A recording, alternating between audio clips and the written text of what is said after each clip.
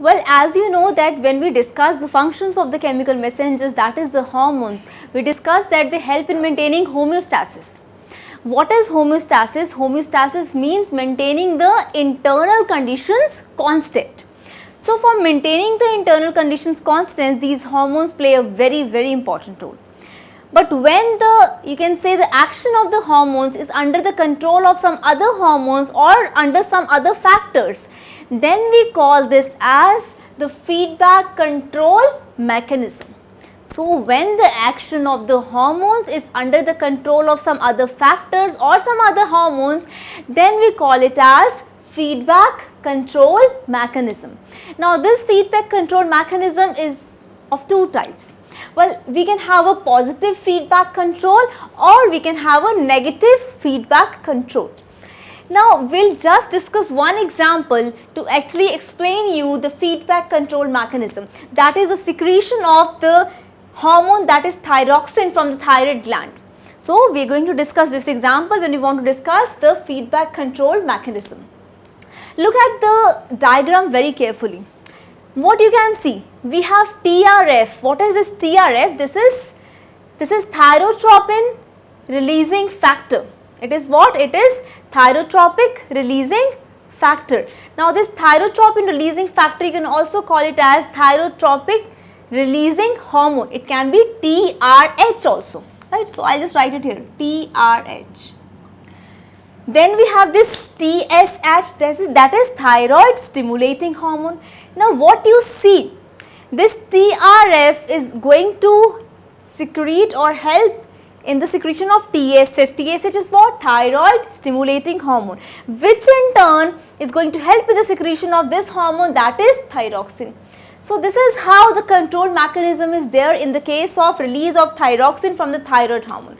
Now, let us see how we have a positive feedback control and a negative feedback control.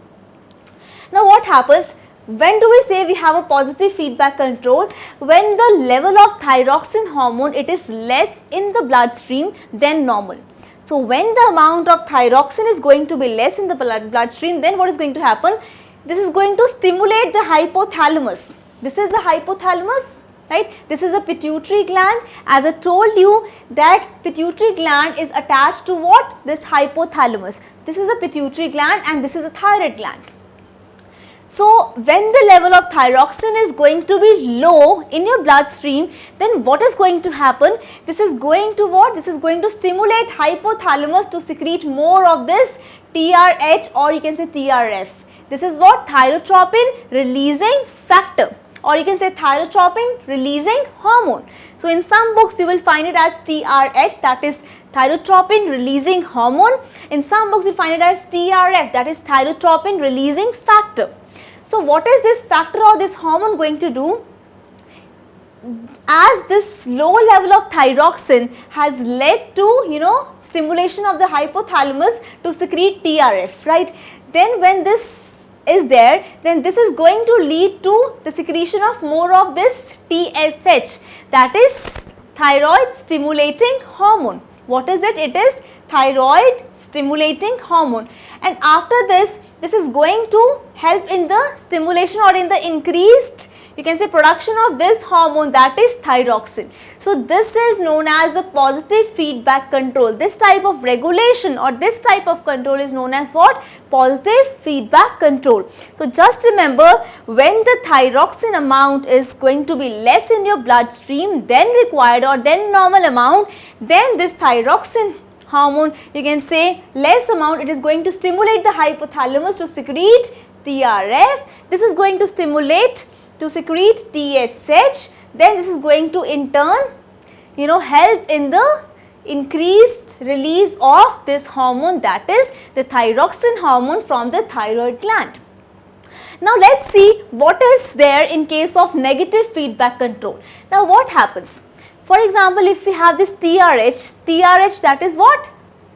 I repeat again, that is thyrotropin releasing hormone. Now, this TRH from the hypothalamus, it stimulates the interior lobe. This is the interior lobe of the pituitary gland. Do you remember we discussed the pituitary gland? We discussed that it has, 3 lobes. We have interior, posterior and intermediate lobe. So the anterior lobe of the pituitary gland, it is going to be stimulated. How? From this TRF. This is thyrotropin releasing factor or thyrotropin releasing hormone. Okay, and this stimulates anterior lobe of the pituitary gland to secrete what?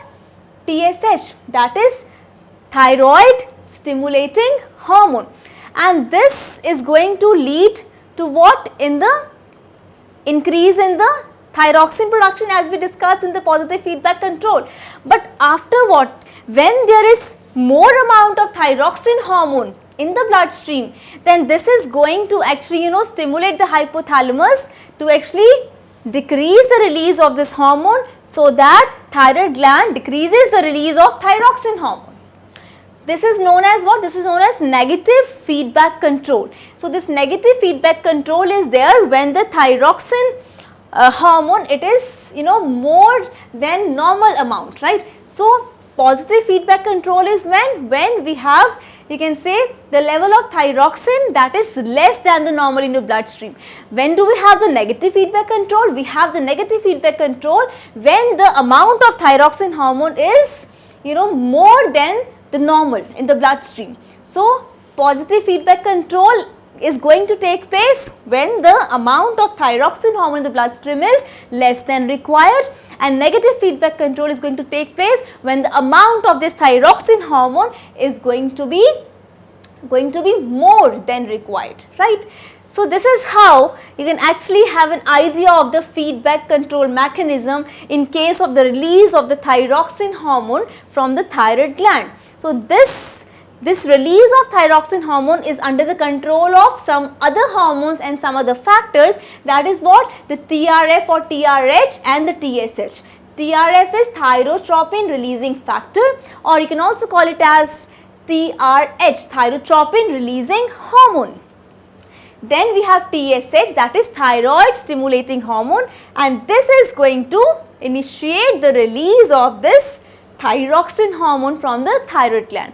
So this is how the control mechanism is there, which we call as a feedback control mechanism. Why do we call it as feedback control mechanism? Because the secretion of this hormone is under the control of some other factors or some other hormones, right? Remember, we have two types. We have positive feedback control and we have a negative feedback control, and we have discussed this example, right? So the level of TSH, that is thyroid stimulating hormone, it exerts negative feedback control over the hypothalamus, and the level of thyroxine exerts feedback control over the hypothalamus, and the level of thyroxine exerts feedback control over the anterior pituitary also. So this is how the thyroxine hormone or the TSH, that is thyroid stimulating hormone, they exert a feedback control over what? Over the hypothalamus also, and over the anterior lobe of this pituitary gland also.